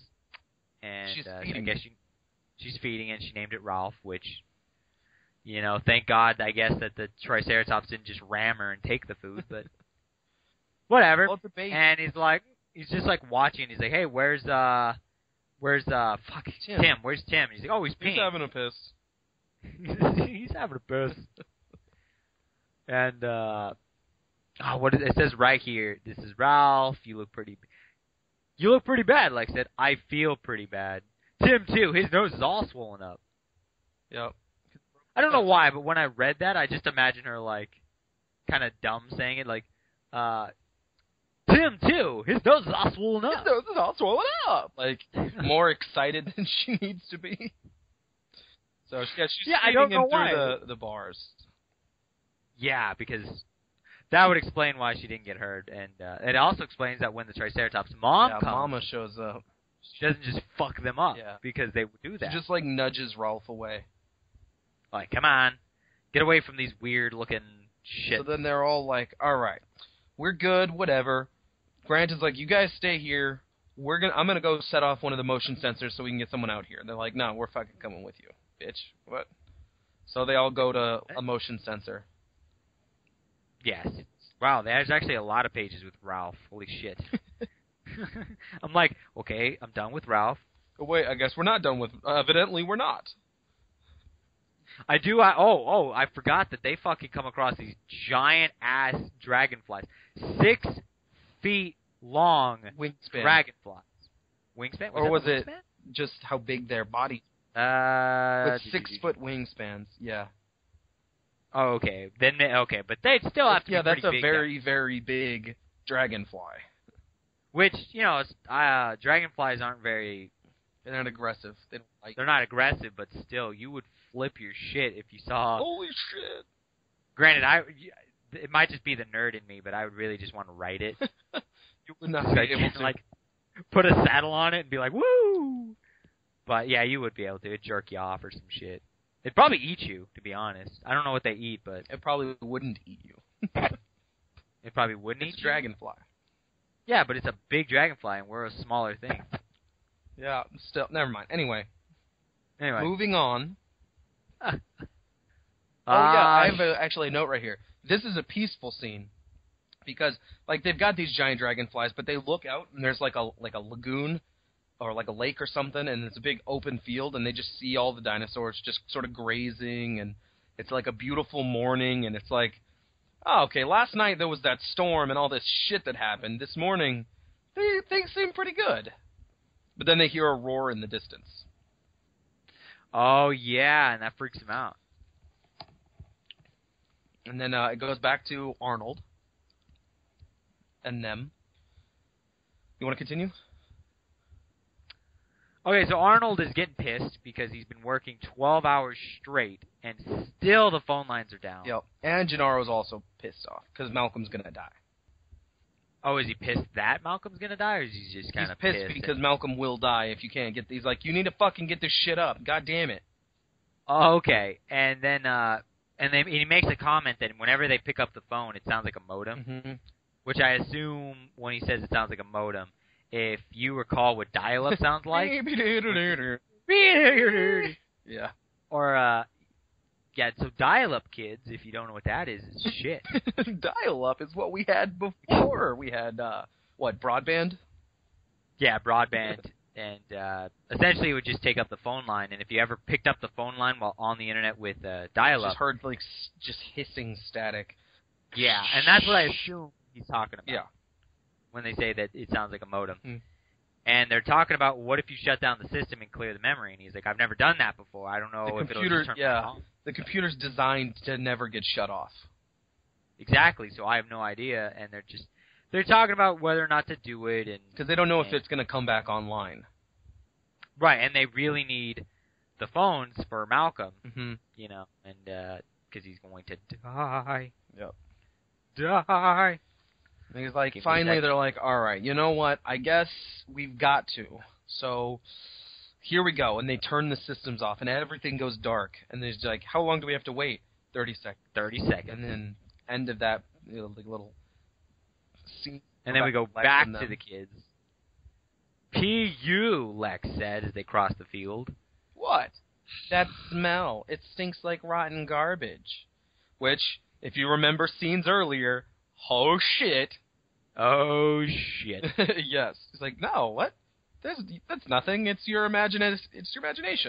It's not. It's not. Because then they heard the honking sound. And they're like, oh shit. First one animal honks, then another and another until the whole herd had taken up the honking cry. They were agitated, twisting and turning, hurrying out of the water, circling the young ones to protect them. And Grant's just sitting there like, oh, fuck. Yeah, because they're like, uh-oh. And then they hear the roar, and the T-Rex bursts from the trees. Like, okay, well, we need to go. The last line is he heard the crashing of the foliage and trees, and when he looked over again, the duckbills were charging. So that's kind of the scary thing, is that they might get stampeded. Stampeded? Yes. Stampeded over by these duckbills. Yeah, the T-Rex shows up, and all the duckbills, they're like, however many, 30, 40 of them or whatever, they're all these giant, like, 2, 3, 4-ton animals barreling towards them. Like, oh, fuck. And of course Lex, I told you, nobody listens to me. Nobody wants to listen to you. Shut the fuck up. Because you're kind of a pain in the ass. And so, you know, they start to run away. And then back in the control room. Back in the control room, they're waiting the 30 seconds, and then he flips the switch, and nothing happens. And so he's like oh, fuck. Shit. And then he's like, he keeps flipping the switch, and nothing happens, and then... starts sweating profusely. But then he flips on 3 safeties, and covers them again with latch covers, holds his breath, and then the shit starts coming on. The room lights come on, the computer beeps, the screen hum, and he's like, thank God. And then, it's hard to describe, but they show a picture of kind of the system startup. Yeah. And, so that comes online, you get to kind of look at all the cool, well, I don't know if cool is the right word, but you get to see a picture. And he's like, yeah, after a reset, I gotta go and manually bring up each individual thing. It's like, what? Why? Well, because if there's a problem with the system and it causes it to shut down, when we turn it back on, if everything comes back on, then the problem will happen again. It'll shut down again. So we gotta go manually and find out what the problem was and figure it out. And he even says, will you just let me work, for Christ's sake? Damn it, Gennaro. Yeah, damn it! Shut up! But the very first thing that Gennaro does is actually reach for the phone, and the phone's still dead. Yeah. Yeah, so the phones are still dead. But there's no more of the hissing static. Yeah, it's just dead. So I guess that's progress? Yeah, and then he's like, Jesus, look at that. But Arnold wasn't listening. He was staring at the map, where a tight cluster of dots by the lagoon had started to move in a coordinated way, moving fast in a kind of swirl. What's happening? The duckbills. They've stampeded. And then we leave to go to the Stampede. Mm-hmm. Good segue. Yep. And, if you can imagine being in a Stampede, it would suck. Yeah, it's like they get on this, like, rock, and they're, like, stampeding around them. And it's, like, super loud. They hear thundering, the ground shaking. And, like, one of the duckbills, like, whips its tail against the rock, and blood sprays everywhere, and shit like that. So these things are obviously freaking out. And then they climb a tree, and they just kind of wait. Yeah. And, I think the Stampede goes past them. Each animal weighing 5 tons. So even heavier than I thought. So it is very similar to that scene in the movie with the Stampede. Only in that one, they're behind a tree, and they're, what is that? It's the tall ostrich-like one that steals eggs. Oh. I want to say, like, Ornis something or other, but... Yeah, I don't know the dinosaurs' names, but I know which one you're talking about. Yeah, in this one, it's the Hypsilophodontids, I think, are the ones with the giant, like, club thing coming out of the back of their head. They have the duck bills and they honk. You know? So the Grant and the kids start climbing a tree, and I guess they climb about 20 feet, which is that's pretty tall. Yeah. That's pretty high up in a tree. And then they're just too tired and they kind of pass out. Yeah. Yeah. Back to the control room. Yeah, for a very brief bit. It says that they could see that the Tyrannosaurus had stopped running. So it killed one of them, obviously. It could only have meant that they killed and was down near the lagoon. Better get Muldoon to go out there and see how bad it is. I'll get him, Jonas said, and left the room. Yep. What the fuck? What are you going to send Muldoon to where the T-Rex is? What is he going to do? Yeah, exactly. They have two rocket launchers, and one of them is in Nedry's vehicle. So really, they only have 2. And I don't think they're even rocket launchers. They're just some kind of something. Exactly. So really, when it comes to the T-Rex, they're just kind of fucked. Yeah. They have no way to stop it. They're just going to have to wait till they get a big enough tranquilizer or wait until they finally get some guns and just kill it. Pretty much. Yeah. Yeah. They're going to send Muldoon to investigate. So that's another, like, good chapter. It's exciting because, it's not super action-packed, but it's exciting because it keeps going back and forth. We got the systems. Oh, fuck, there's the T-Rex. Oh, fuck, there's the T-Rex. Now there's a stampede. Oh, my God, we see that there's a stampede. Fuck, there's a stampede. We're in a tree. It's just back and forth. It's pretty exciting. And now we're on to the final chapter of the 5th iteration. Fourth iteration. Yes. The park. Again, they not very creative. I keep bringing this up. Not very creative chapter. Yeah. 260 to 268 in my book. All right. Do you want to do this one? Sure. So this one, they wake up in the tree, or I don't know if they wake up, but Grant opens his eyes because he feels something on his ankle. So he sees that there's one of the duckbills is like eating from the tree. Which I thought he heard faint crackling. Well, yeah, it's like a sound, and like it says a faint crackling, like a fire in the fireplace. Something warm and wet tickled Grant's ankle. Oh, okay. Yeah. So it's like one of the duckbills is eating right next to him, which I thought was kind of weird because the T-Rex is like right over there. Yeah, as far as we know, the T-Rex is still around. Yeah. But if it gets a kill, it doesn't eat that much, so it's kind of slow and sluggish now. So I guess. Oh, okay. I guess we're not in that much danger. We're a bunch of dumb animals. So he just sees there, and it's like eating, and he's like, "Holy fuck!" And there's like a baby one by its legs, and he's just like, "Oh my god, this is awesome!" And he talks about it, like what it is. Yeah, he's thinking about his research on it and stuff. And then he kind of figures out that it can't see him, of course. Same thing with the other ones. And he, like, makes a noise and it freaks out immediately. And it's like, oh, shit, what's going on? Yeah, like, oh, fuck. And then it goes back to eating. And then, like, Lex wakes up. And she just starts loudly talking because, oh, what the fuck, Lex? There's no subtlety to your character. She immediately wakes up, hey, what's that? So it freaks out and it starts trumpeting and runs away. And then they're quiet again. And then it, like, forgets and then comes back and starts eating again. Is it dumb? No, you just surprised her. And then she just Well, starts climbing down the tree. Oh, I thought, well, right before that, she's like, well, is she going to let us get down or what? It's a fucking dinosaur. Like, come on. I hate her. She's awful. Yeah. And this is probably her worst chapter. Oh, jeez, yeah. Anyway, so then they finally get out of the tree or whatever. And, what else happens? She just climbs down. Grant is amazed because it literally can't see us.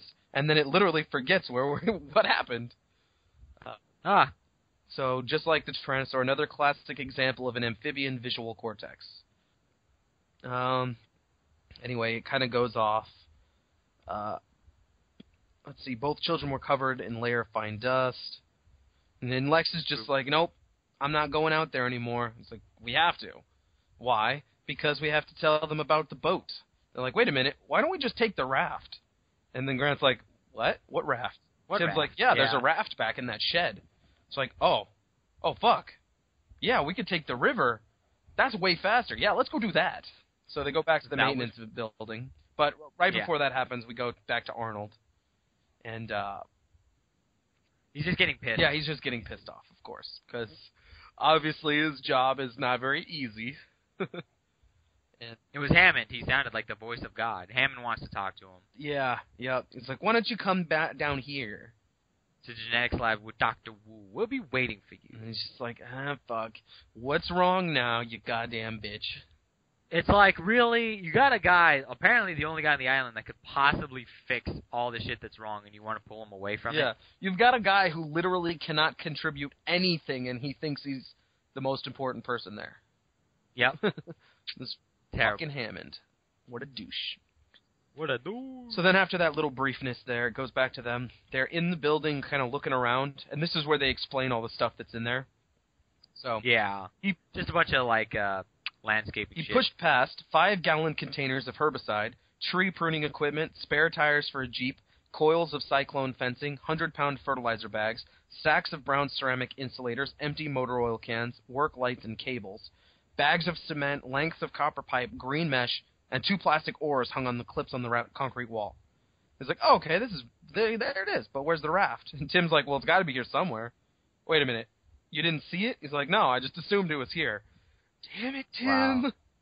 I mean, you see the oars, you gotta kind of assume. But anyway, so they're looking for it. They find, like, this, like, moldy map because of the humidity, you know. And there's supposed to be a door behind them, and so they go through, and there's, like, a trail hidden. Like, kind of a hidden trail, hidden by the, like, hills or something. But it leads down to a dock right next to the lagoon, and there's, like, a little dock house, I guess. What would you call that? Like, I think a dock. Yeah, dock house. Yeah, that probably works. Yeah. So they go down there, and they're like stepping out, and the T-Rex is asleep right there. Like, oh shit. So we gotta be quiet. So you shut up. You guys stay here. I'm gonna sneak over there in full view and see if there's the thing. So he kind of goes over. He finds it. He like deflates or inflates it, I guess, and it makes this sound, and he's like, oh shit. It doesn't wake the T-Rex up. It's just kind of over there, passed out. There's like body chunks by it, blood all over it. It's got flies all over it, and he's like snoring. There's a part where it like farts. Like, oh, this majestic creature over here. It scratches itself. So they're trying to be quiet, and then finally he's like, all right, you guys, you know, he's signaling, get on over here. You know, and they finally go down, and then they get in the water, and they're going across the lake, and fucking Lex just starts goddamn coughing because she can't hold her cough. And then that's not even the worst part. She coughs, and the T-Rex kind of like opens its eyes a little. It's a little groggy, but it doesn't necessarily know they're there. But then she's like, let me see. Let me go back to the next page. I think is where I want to get exactly. Are you sure there's a raft down there? We can catch some fish. No boat. Yeah, there's a raft. Lex coughed loudly, explosively. Across the fucking lake. And then she just yelled. It says shrieked miserably. I couldn't help it, Timmy. I couldn't help it. Okay, well now it knows that we're over here, you dumb bitch. Okay, well, actually, after she coughs really loudly, the Tyrannosaurus yawned lazily, scratched behind its ear with its hind foot just like a dog. It yawned again. It was groggy after the big meal, and it woke up slowly. But see, afterwards, Tim yells, "Lex, shut up." Oh, no, he says that. He doesn't even yell it. I assume he's just like, Lex, shut up. And then she's like, I can't. Oh, you know why? It's because afterwards she's gargling. Yeah, then she making little coughs again. And Grant's just like, oh, fuck. So he starts, like, rowing faster. He's like, we gotta go. And then she starts shrieking. And then she's like, anyway, it doesn't matter. We're far enough away. He can't swim. Of course he can swim, you little idiot. Fucking twat. Little idiot. And then it gets in the water and swims after them. And he's like, oh, my God. Then, of course, she's showing how stupid she is. What's up? Oh, it says right here, everybody knows Tyrannosauruses can swim. It's all in the books. Anyway, all reptiles can swim. Snakes can't swim. Of course snakes can swim, you idiot! Yeah, exactly. Because she's a little girl, she doesn't know shit. Before we get too far away, though, there's actually a line that is such an understatement. It said, Lex coughs at the worst possible times. Or no, Lex always coughs at the worst possible times. Yeah. And I'm like, that's a little bit of an understatement considering what just happened. What just happened. Yeah, exactly. Yeah. So then it's coming after them, and Grant's like, he notices that it's not even swimming, it's just walking across the bottom. Ha. And then they get to a point where it's deep enough, and then it's swimming with its tail behind it, where just the eyes and nose are above the water, like a crocodile. And then he notices, like, you know what, if I go too far, we're going to get past the deepest part, and then it's going to be able to outrun again, and it's going to catch up to us. So he kind of turns and goes a little bit back towards it, and then it, like, misses them, and it tosses the boat up in the air. And then they should be fucking dead. Yeah. But the juvenile T-Rex comes over and, like, sees the bottom, or the body, and then he's like, yeah, free meal. So he starts roaring and, like, or I guess not roaring because he's tiny, but... a baby roar. Baby roar, yeah. And he's like, this is my kill. And the T-Rex is like, oh, is that so? And immediately turns around and goes right after him, roars after him, chases him away. They're like, okay. They get away. They're going down the river, and Grant just, like, not passes out, but he just falls back in exhaustion. And they're like, how are we moving? You're not, rowing us anymore. And he's like, oh, it must be the current. And he's like, oh, fuck. We gotta get out of here. That shit. I just shit my pants. And then he looks at his watch, and he's like, only 15 minutes have passed. Oh, my goodness. It seemed like 2 hours. Grant lay back against the rubber gunwales, closed his eyes, and slept. And then the fifth iteration starts. Well, there's actually a thing here, and I thought it was really funny. It's like, are you okay, Dr. Grant? Lex asked. From now on, will you just do what I tell you? Okay. Oh, yeah. Oh, my God. That pissed me off because of what she just did. And then she makes it out like, oh, why are you being so unreasonable? Oh, my God. It was great. Yeah. Wait, let's see. She trailed her arm in the water for a while. You stopped rowing, she said. I'm tired, Grant said. Then how come we're still... Oh, yeah, how come we're still moving? From now on, will you just do what I tell you? Okay, she sighed, as if it just made the most unreasonable demand in the world. And right before that, she's like, he's going away! He's going away! Na, na, na, na, na, stupid dinosaur! Oh my God, he will eat you! Like... Oh, don't understand the gravity of the situation. She has been in just this other world the entire trip. She's such a dumb bitch. And it started, like, from the very beginning. Oh, those are just dinosaurs. I'm bored. Shut the fuck up. Those are dinosaurs. Like, you seriously do not understand. If it's not sports, she doesn't care. Yeah, she's, yeah. I mean, she's a little girl. She's young. She's stupid. I get that, but... she only gets so much of a pass. Yeah. No, her pass ended, like... She almost within killed the everybody. first or second iteration. So anyway, that's the end of that chapter and the end of the iteration. It's pretty great. I like it. Oh, it says right here, Lex sneezes. No, she coughs. You're really gonna... I wonder if they're doing those little things just to, like, fuck with students using SparkNotes instead of reading the book. Yeah. But, I don't know. That's funny. Let's see. Do I have any notes? Yeah, let me go through mine real quick. Blueprints show at the lagoon. River will go through aviary and main building. Yeah, so they're going to take it, and they're going to go to the aviary and then to the main building. Mm-hmm. Find train gun with 6 trunks. 6 trunks. With 16 trunks? Tranks. 6 tranks. tranks. Yeah. Yeah. Oh, and he shoots one of them into the cheek of the T-Rex, and it does nothing. Well, okay, so real funny though. So as we had said a long time ago, Justin had read this. Yeah. And then I remember reading this and talking to him about how shitty Lex is, and he kept telling me, just wait till you get to this part, dude. Wait till you get to the lagoon. Like, constantly would say that, and I finally did. I'm like, oh, yeah. Oh, I understand. I was just waiting for it to fuck up, but I didn't think it was going to be just this so extent. bad. Yeah. Yeah. It's asleep. We have a free pass. Hold it and cough in 2 minutes. Give us 2 minutes to get away. Dumb bitch. Dumb bitch. All right, let's see. Let's see. The T-Rex farts. Yeah, I've got pretty much everything you've already said. Grant passes out from exhaustion, and probably just from sheer stupidity that he's had to put up with. Yeah, right here I have written Lex continuing to just suck ass. Dude, I don't know. Dart does nothing. Juvenile Rex claims kill. Big Rex goes after it. The 3 get away. Grant tired. Lex still a little bitch. Now, let me ask you something. Do you think, because you know in The Walking Dead, Carl gets a lot of slack for being kind of a dumbass? Yeah. He gets better, though.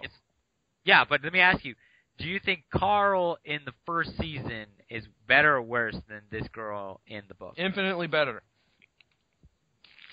Because he gets better? Yes. Plus... But that's why I said only in the first Plus, season. he doesn't signal a fucking T-Rex. But there's an age difference. Actually... She's also the one who yells, he left us, and makes the fucking T-Rex go over to the car. Yeah. Twice. She's stupid.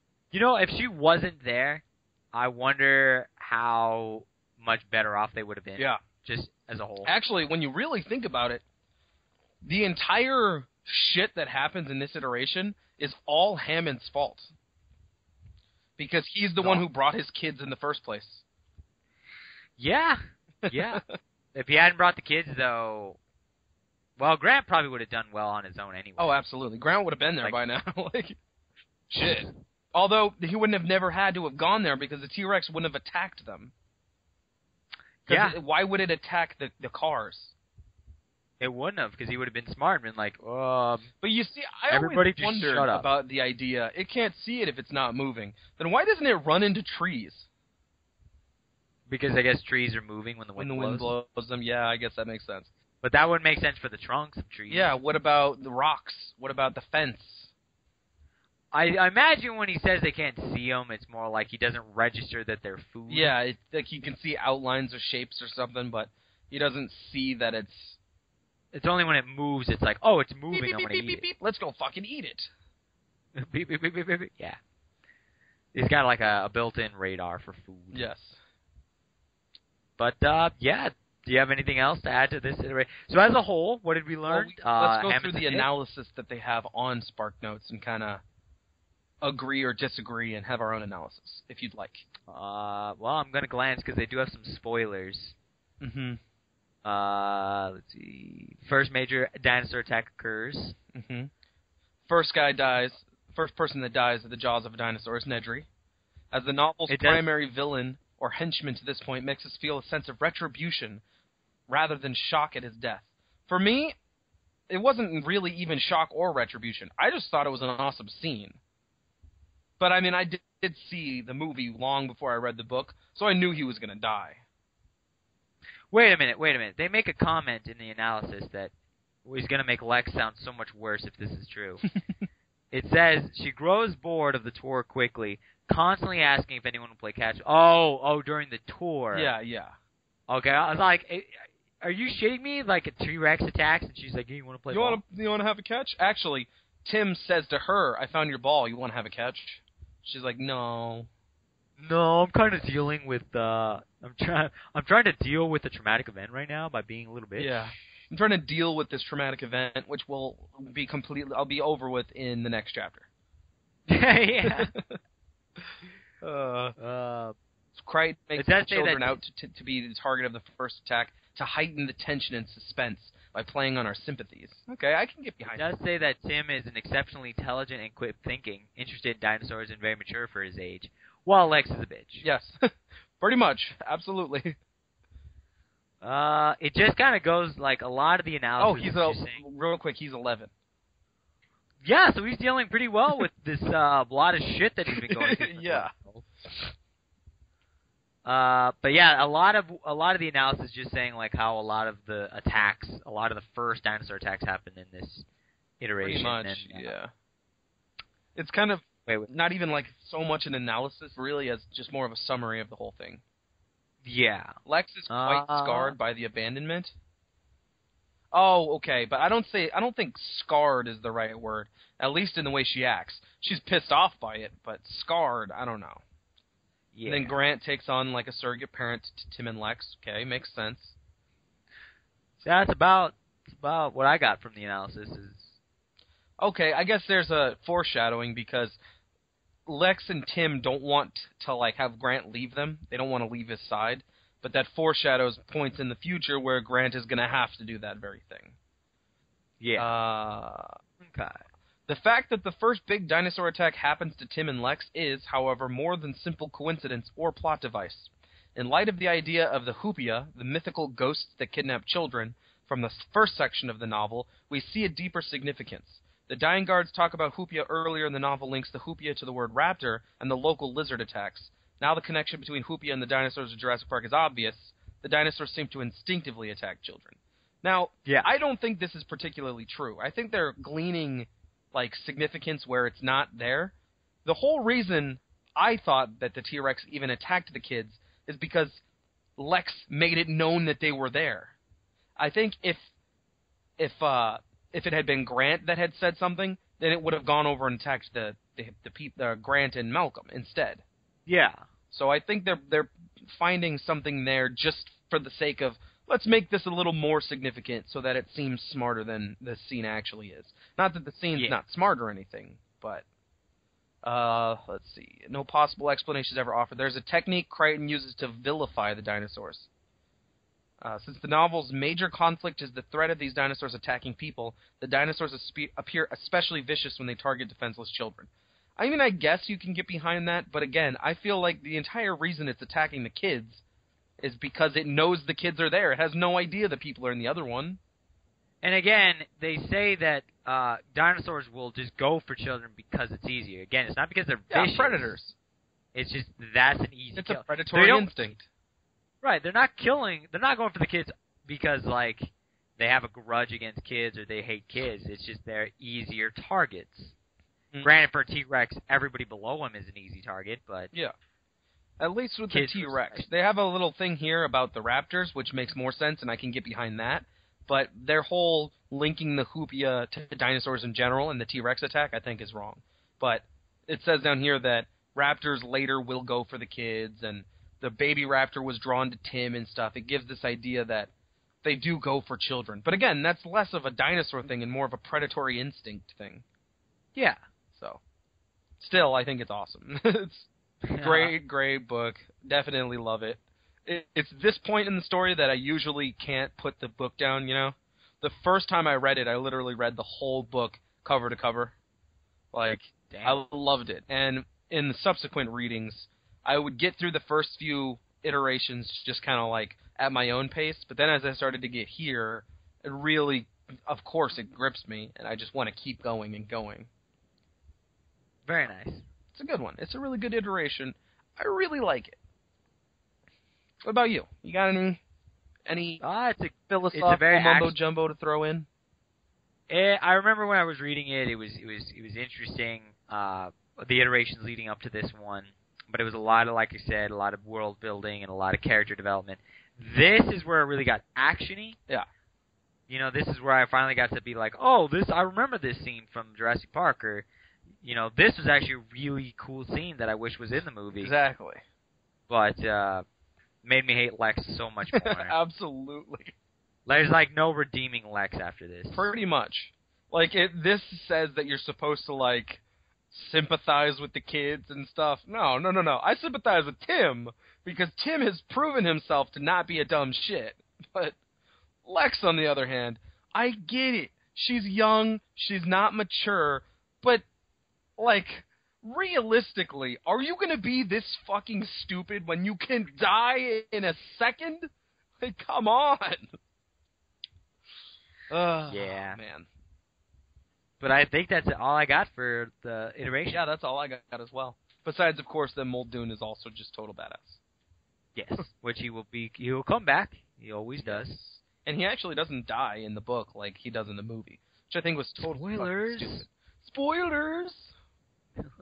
For a movie that's kind of old by now, but... when did the movie come out? Like 90 or 91 or something? 90-something. Pretty early in the 90s, so it's close to 20 years now. Yeah. If not already. Jesus. Makes you feel... Things to make you feel old. Yeah, pretty much. So, wrapping up, we will, at some point do... Because we were talking about whether or not we were going to attach this onto the 6th iteration or not. The 5th.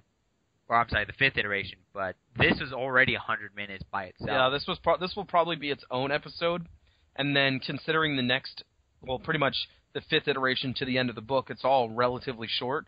We might just make that all one, or 5 and 6, and then the very ending, the 7th, the epilogue, and then the movie tie-in. Yeah. So, which I'm looking forward to. I will rewatch that movie. Oh yeah, me too, absolutely. Just because for funsies. Plus, it's an enjoyable movie. It is.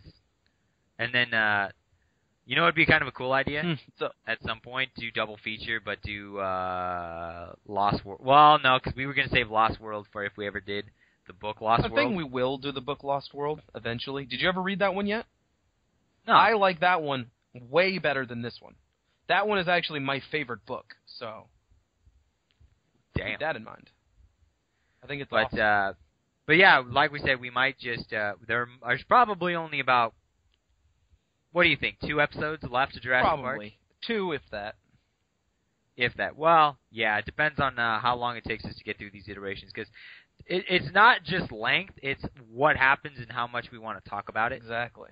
It could be a super short chapter, but we just have a lot to talk about because it's got a lot of stuff to talk about. Us blowhards up here. Yeah. But I think we're good to wrap up then. I think we are good to wrap up. Well, thank you for joining us on our 3rd episode of Jurassic Park. This is, the 3rd episode, because the 4th iteration. All right, and we will see you next time. Yep. Bye. Bye.